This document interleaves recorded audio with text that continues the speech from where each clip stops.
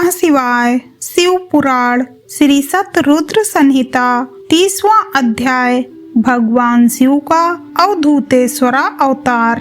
नंदीश्वर बोले, हे ब्रह्मपुत्र, एक समय की बात है, देवगुरु बृहस्पति ने देवराज इंद्र और सब देवताओं को साथ लेकर त्रिलोकीनाथ देवाधिदेव शिव के दर्शन करने के लिए उनके धाम कैलाश पर्वत की ओर प्रस्थान किया। देवराज इंद्र की परीक्षा लेने के लिए महान लीलाधारी भगवान शिव ने भयंकर अवधूत का रूप धारण किया। अग्नि के तेज से प्रज्वलित विशालकाय वे पुरुष बीच रास्ते में ही विराजमान हो गए।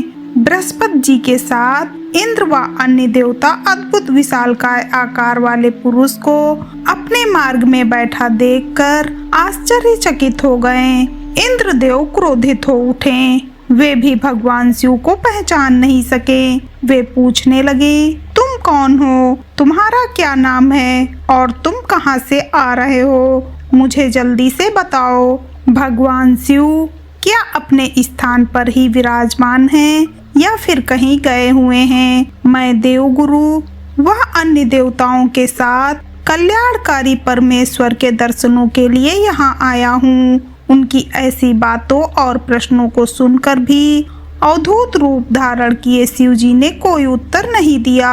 देवराज ने दोबारा पूछा।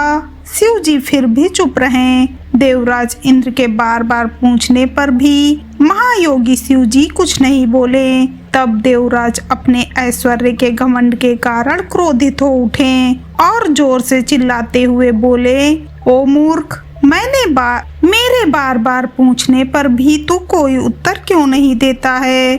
अब मैं तुझे तेरी करनी का फल देता हूँ और तुझ पर अपने वज्र का प्रहार करता हूँ। देखता हूँ तुझे मुझसे आज कौन बचाता है। या कहकर देवराज इंद्र ने अपने हाथ में वज्र उठा लिया और शिव जी पर प्रहार करने लगे।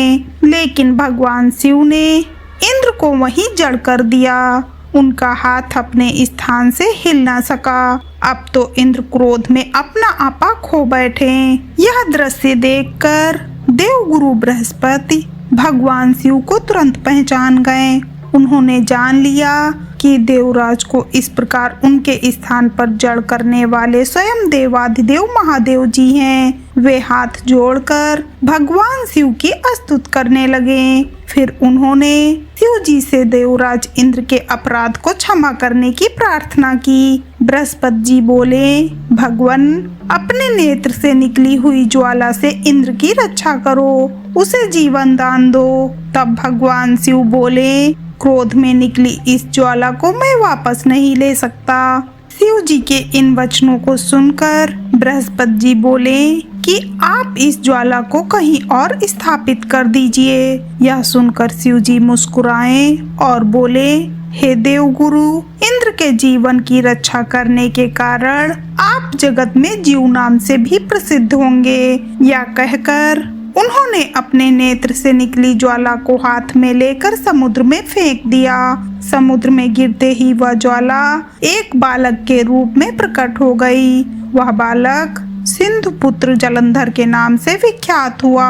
भगवान शिव ने ही देवताओं के आग्रह पर उसका वध किया था। अवधूत रूप में ऐसी लीला करके शिव जी वहां से अंतर्ध्यान हो गए और देवराज इंद्र, बृहस्पति जी व अन्य देवताओं के साथ प्रसन्नता पूर्वक घर को लौट आए। हर हर महादेव।